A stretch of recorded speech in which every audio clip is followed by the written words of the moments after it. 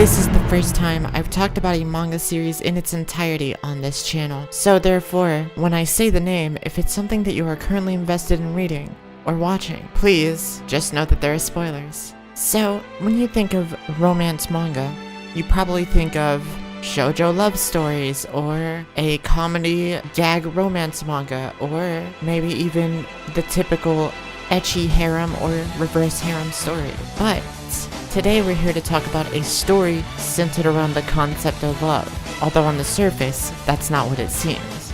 On the surface, it's a manly shonen story about growth through loss, popping heads, and people already being dead.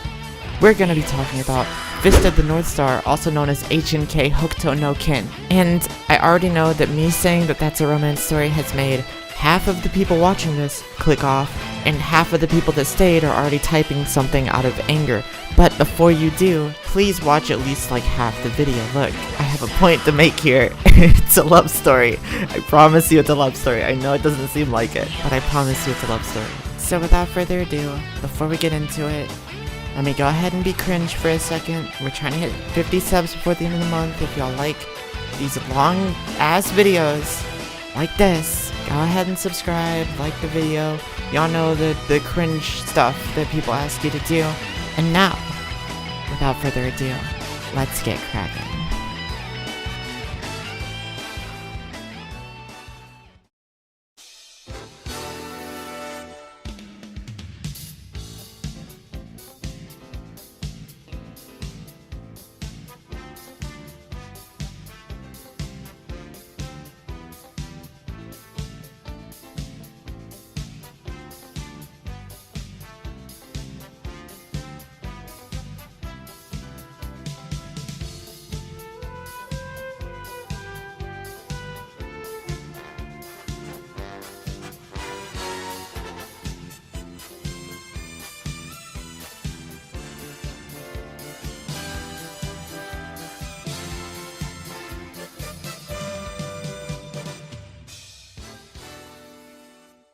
So obviously we have to start at the premise. Now, I know, a little boring and a little spoilery, but stick with me here. We have to talk about the premise of HNK before we can talk about any of the actual romance and love aspects of it. So, here's the deal. HNK, at its core, as mentioned in the intro, is a shonen about growth through loss. Now, it is about growth through the loss of love and loved ones, as well as the process of grief. But, it's not just that. I've talked previously in my video on Jonathan Joestar that HNK inspired JoJo's very heavily. It also inspired other series such as Dragon Ball Z, Saint Seiya, and Berserk. And there are a lot of things it shares in common with Berserk. It's a story about hope through the darkness. And while Berserk takes place in a medieval fantasy, kind of mid-apocalypse setting, a very dark, grotesque dark fantasy, HNK takes place in a post-apocalyptic wasteland based on things of the likes of Mad Max. Now, the reason that's important is because these are both worlds where all seems lost. Everything seems pointless and hopeless. But, much like Guts from Berserk, Kenshiro exists as a beacon of hope, a beacon of a light in the darkness that is the post-apocalyptic barren wasteland. And this is gonna get a little bit spoilery now. This is gonna be a little bit spoilery, but he is a beacon of hope while being a hopeless man. He himself does not have a light because he knows he must exist as the light for others because his light was snuffed out. The world is his darkness, and the light he had was the girl he loved that was taken away from him.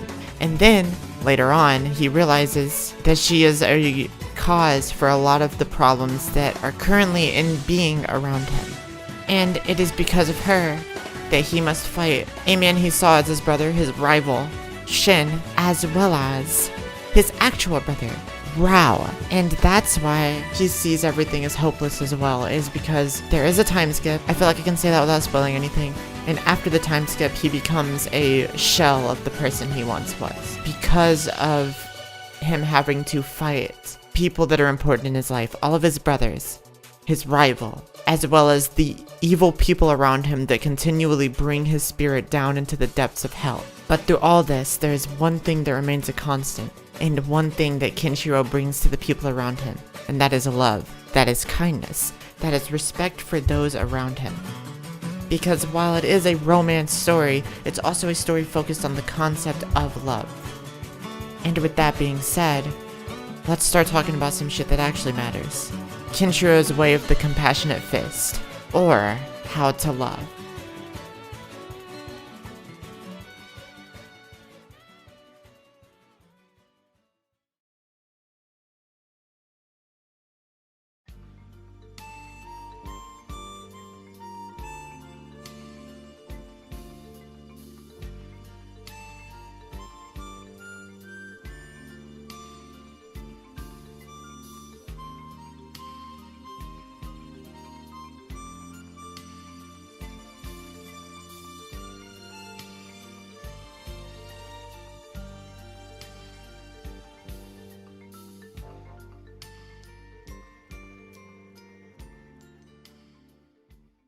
So, Kenshiro is shown as a very kind person from the beginning.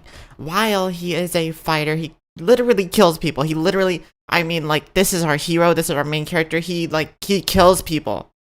Like, people die to him. And while at the beginning he is shown to be extremely kind, extremely respectful, and to love all life around him, he is motivated by one thing.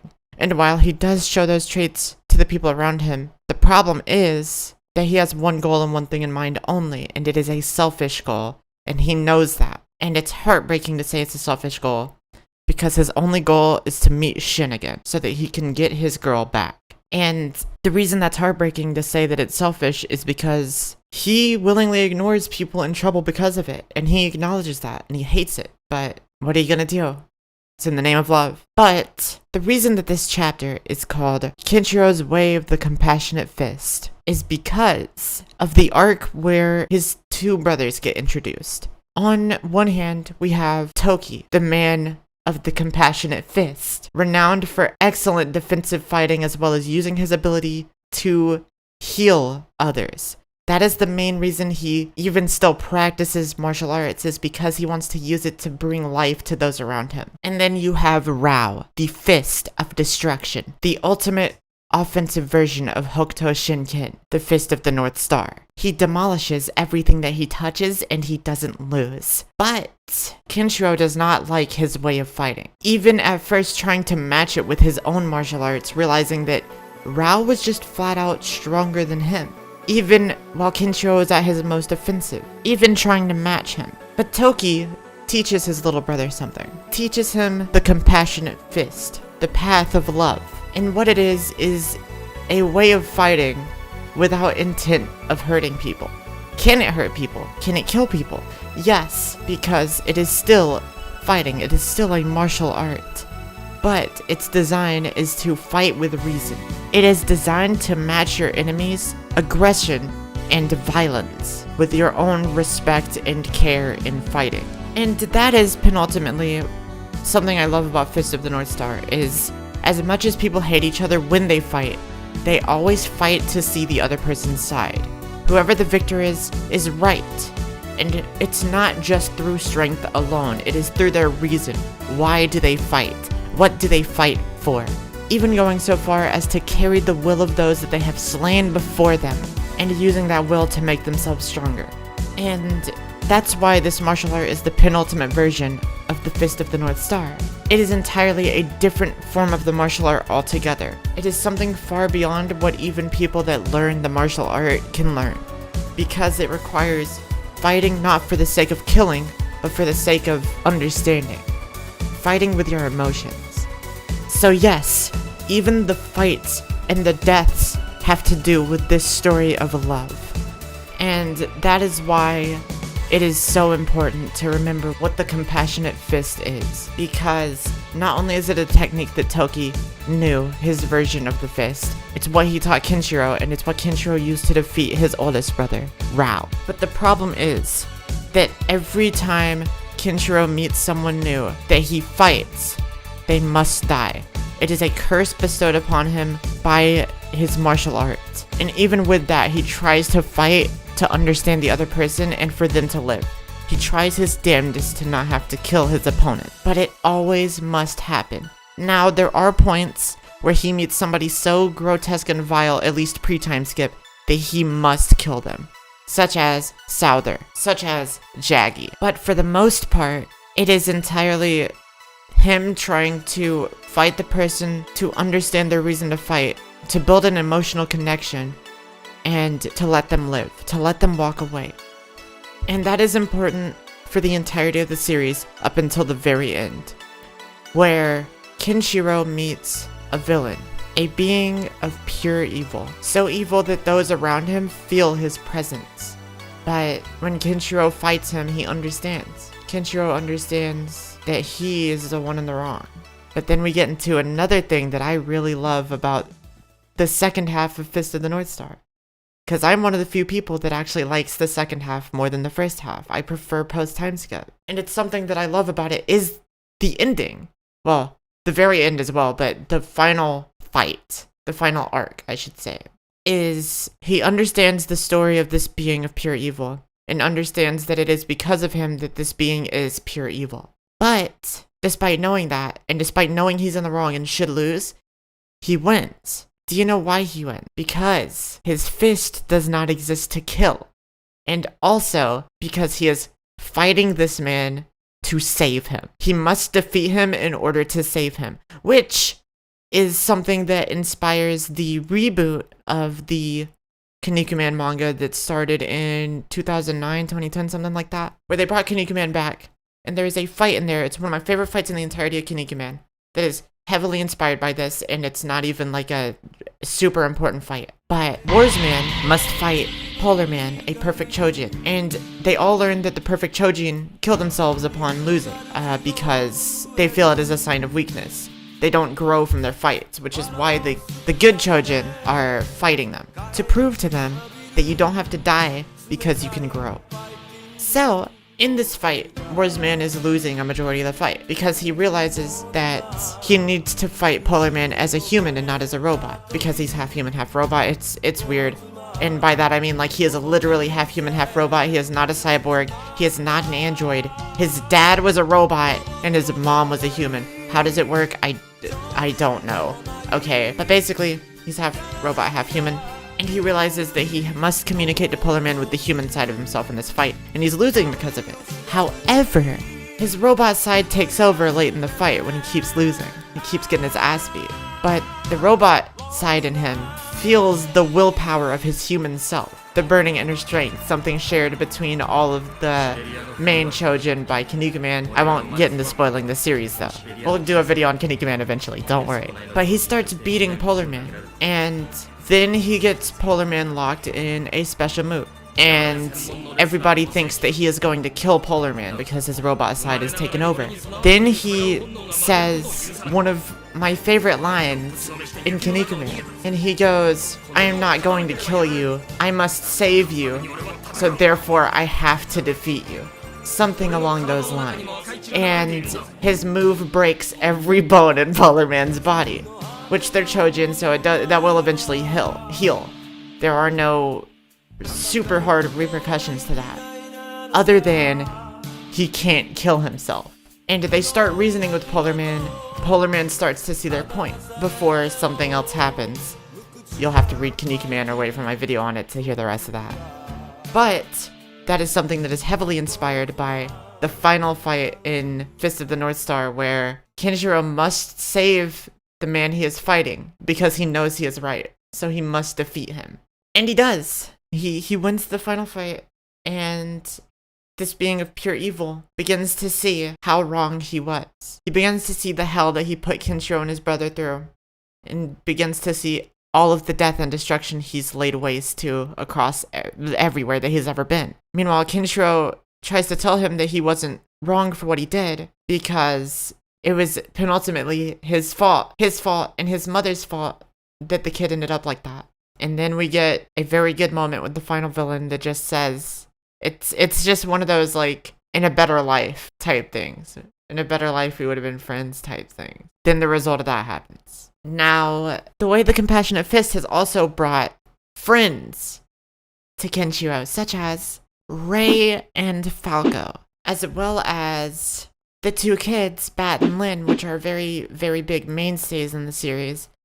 But pre-time skip, Kenshiro has Ray, a mercenary that he fought to the death because their clans must. He is the Fist of the North Star. Ray is a version of the Fist of the South Star. However, through fighting, they find friendship. They end up realizing that the other person isn't so bad, not a bad person. And Falco is a very good man working for a corrupt ruler that Kenshiro flat out refuses to kill even at the risk of his own life, as long as they're able to bring this corrupt kingdom civilization down. So that's what happens. He also befriends a northern king and his 3 sons, and reunites them all together by solving their quarrel for the throne, which results in what that results in. However, thinking about Ray, Bat, and Lynn, and thinking about the things we have yet to discuss, let's get into the actual romance of HNK.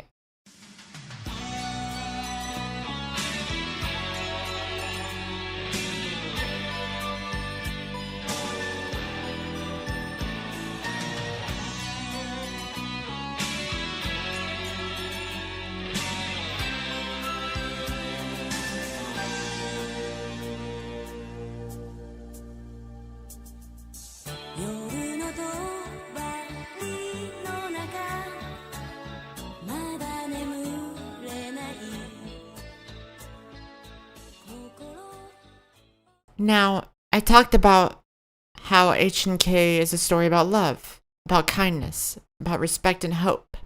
But it wouldn't be a video about the greatest romance manga of all time if I didn't elaborate on the actual romance of the series.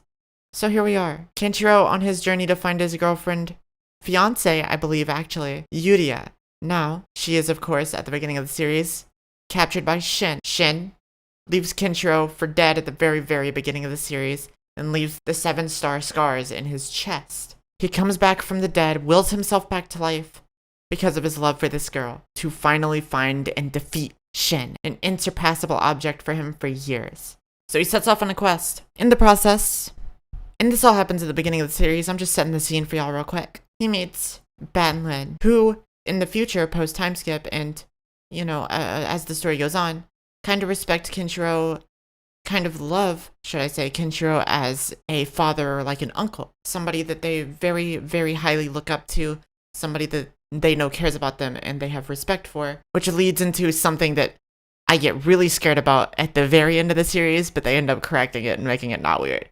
Cause I'll just say it, this is a spoiler. Cover your ears, okay? Okay, if you don't like this, cover your fucking ears. I'll put a marker on the screen. With like a sound effect that plays if you're just listening. I know some of you like to just listen. So I'll put a marker on the screen with a sound effect that plays that will let you know that I'm starting and beginning to talk about the very end of the series, and it'll play again after I'm done talking about that.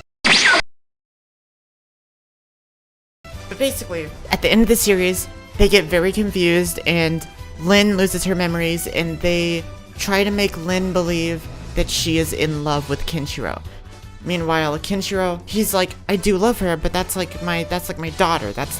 I don't do that. But everybody insists that that's how this must be, and they try to get these two together.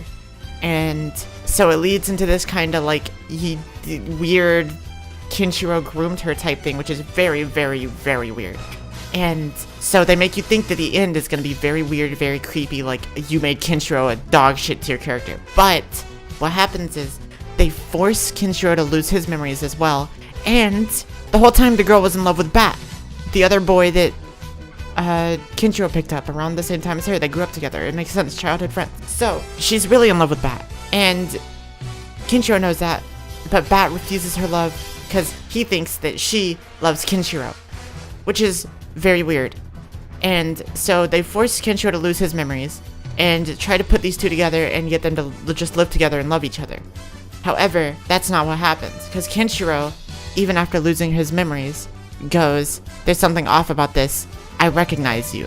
I know I care about you, but I don't know how. And she goes, I know that too. And so they're just trying to uncover the mysteries, and eventually they realize that Kenshiro can still fight, and so they go, okay, it's innate, it's in his genes, it's fine. Now, the big problem with this is he can fight your average everyday goon, but when somebody that can actually fight shows up, it's a bigger issue. And so Kenshiro's put in a situation where he has to save Bat. And the reason he has to save Bat is because an old villain that Kenshiro fought, who is blind, finds Bat, and he's like, hey, fucking, I'm gonna kill you, Kenshiro, because Bat tries to act as if he is Kenshiro so he can die in the stead of Kenshiro and let those two live in peace. However, Bat screams, and Kenshiro's memories all come back. It breaks the, he wills himself out of the amnesia. So he kills the fucking guy. The girl's amnesia breaks out when she sees Bat on the ground, like, bleeding out. And she's like, I loved Bat the entire time. My love for Kenshiro was purely, like, that's as, like, a father. And so Bat and her end up together because Bat's able to make a recovery. And so for a while, they have you thinking, like, oh, this is gonna be really gross and bad, but in actuality, it's a very, very fucking good ending. So therefore, yeah. Therefore, they really pull you for a loop on that one. Now, and that leads me into my talking about a very big concept of the post-time skip, which is the romance between Bat and Lin that is slowly brewing as these two kind of lead a rebellion against this corrupt kingdom. The same kingdom that Kenshiro meets Falco at. And there's a lot of subtle subtext about romance in the series. And talking about Falco, I mentioned Ray last chapter. I really want to talk about something that honestly should have its own chapter, but I'll leave it here because it is romance. It is a romance aspect of the series. And it is very integral to Ray's character because it is, and this is a spoiler, I'm sorry, I know, I promised I would try not to, but it's about how Ray dies. And it is a very sad story because you watch Ray throughout the series fall in love with this girl, and he slowly starts warming up to her, and they end up, you can tell they care about each other very much.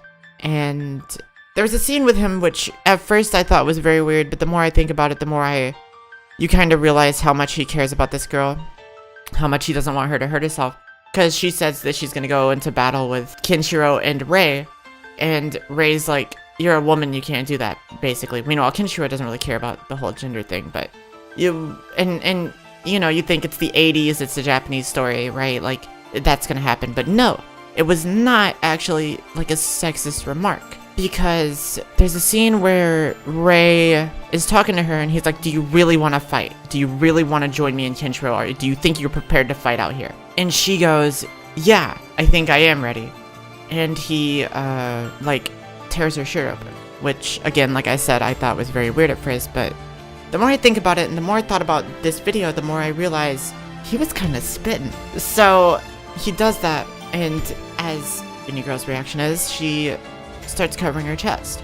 And she's like, what the hell is wrong with you? Why would you do that? And he just looks at her and goes, unless you can cast gender aside, you're not ready to battle. Unless you can cast all things aside and focus solely on fighting, you're not ready to fight. And then he says something along the line of like, we are fighting as warriors, or something along those lines. And she doesn't she like goes with them, but she's like, okay, I get what you're saying. And like at first I was like, oh, you know, that's, you know, of the times that this was written, and like it's, you know, that's whatever. But the more I think about it, the more I'm like, no, he just didn't want to see her die.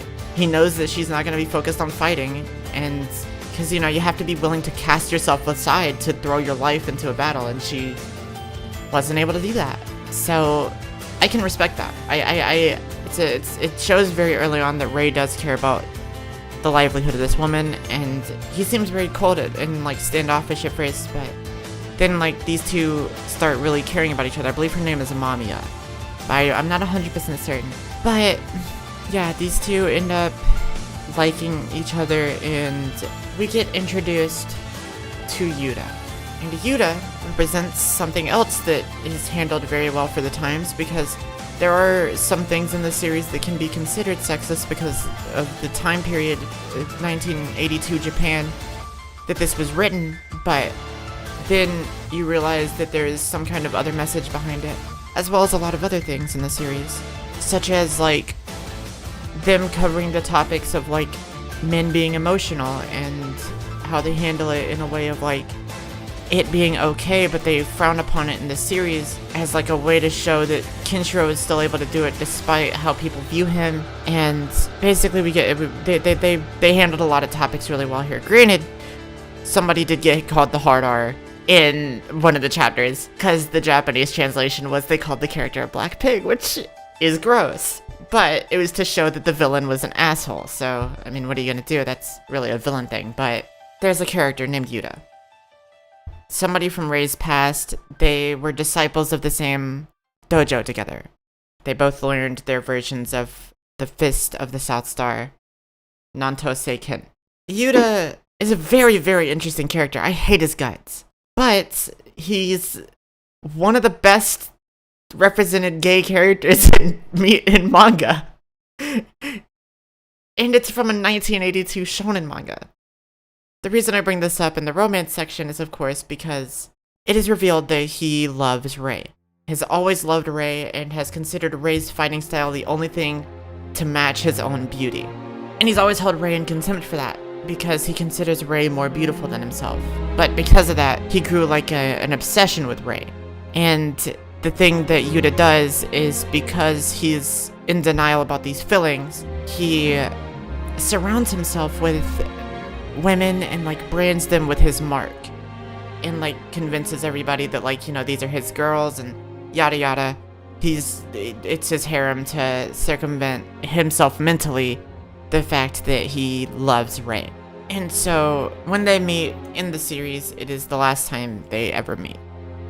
As Rei, who has spent all this time learning about Kenshiro's compassionate fist, wants to let Yuta live, but realizes that he can't. And they fight. Yuta dies. And as he's dying, he reveals his feelings for Rei and all these other things, and Rei acknowledges them. Rei says back to him, you know, maybe given time, and maybe if you hadn't succumbed to your evil ways, you know, things could have been different. Which acknowledges that Rei might have also held feelings for him, which is a very, very tragic story, and honestly, probably the most tragic fight in the series, when you realize that. And that concluded Rei's character arc, so obviously what must happen next is Rao basically did a technique on Rei. He was trying to hold him off, and he did a technique on Rei that was like, you will die in 3 days, send Kenshiro a message for me. And so he goes back, he meets Kenshiro and all them, he acts like nothing is wrong, and then after a day, he starts getting really sick and rapidly aging. And then on the 3rd day, he hides in a building as he tells Mamiya his true feelings for her, and then apologizes. And then they hear a scream, and then nothing. And so Mamiya is forever cursed to never find love again, because Rao rips away the man that she loves from her. Speaking of which, Rao only comes back for romance because Rao also had a thing for Yuria, Kenshiro's girl. So there's all these generals of the Nanto, and that's what this whole arc's about, and it's basically like, you know, they're trying to defeat all the Nanto people or get them on Kenshiro's side so that Rao can't defeat them or get them on his. And everything relies on the final general of the South Star, which they find out in a very, very big twist ending. This is a giant spoiler. Here comes the sound effect marker again. The final general is Yuria.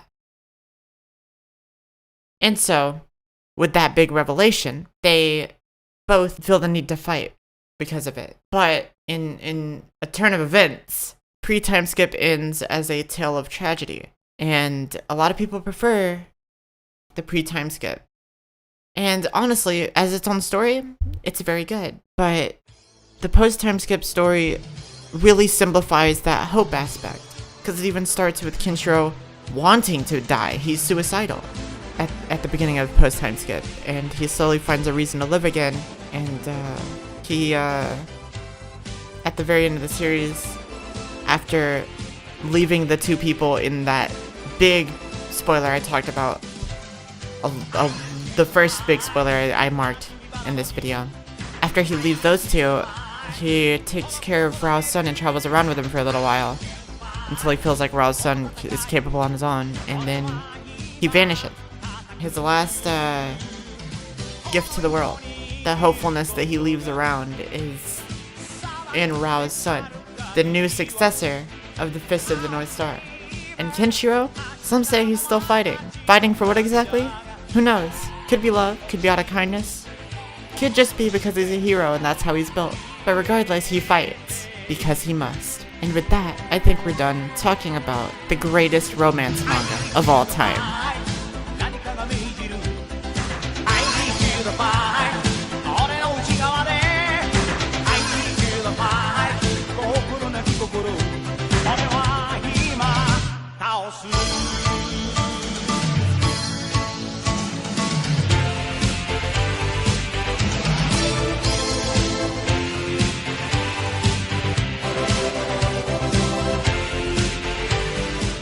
And here we are. So this video took a lot longer to work on and get out than I thought it would, but I really like this video. I have a very strong emotional connection to this video. It's the very reason I started this channel, and it's something that I really wanted to talk about. I've talked about it with people before, and nobody has ever thought about Fist of the North Star in this way, at least out of the people that I've talked to, so I just like bringing this idea to the table, this perspective. And my whole thing is making content that changes people's perspective or offers a new perspective on things. It's also very, very big for me because of my love for Fist of the North Star. It's one of my favorite mangas of all time, and it played a big part in me coming to identify with myself, to say the least. So I really do want to give this topic the respect it deserves, as well as Fist of the North Star as a whole. I will be doing more HNK videos in the future. I know there's some things I left out. I could have also talked about the connection between the statue of the goddess of luck from JoJo's and like the statue of the goddess from Fist of the North Star, which, you know, if you've read far enough, you know, near the end of post time skip, that he finds the memories and the tablet with the memories of the past, with the past users of Hokuto Shinken. And it's some other things here and there that like do tie into the love and romance things, but I don't want to stumble over the same shit I've been stumbling over, you know? I really want to just cover what I feel like is in this topic without saying the same shit over and over. I may even revisit this video like a year from now. This might be a video I revisit because I feel like there are better ways to word things here, or maybe like some stuff that I want to bring up that I didn't, but I think it's fine for now. I really like how it turned out, and I hope you guys did as well. Before we go, one last time. We're trying to hit 50 subs before the end of the month, so if you like it and the content or style of content that I make, please subscribe. You know, like the video if you liked it, or don't. I don't care. Fucking dislike it. Either way, it puts it in the algorithm. That doesn't matter to me too heavily, but, you know, I'm not gonna tell you to dislike something you like, right? And if you dislike it, you're not gonna dislike it, you're just gonna... you know what I mean? Dislikes mean nothing to viewers anymore, so if you dislike it, you're just not gonna do shit. Let me know how y'all feel about this. Let me know...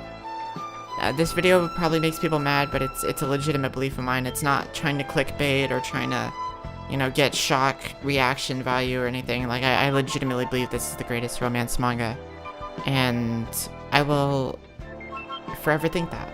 At least until I read something that I think is a better romance manga. My voice is getting fucking shaky, god.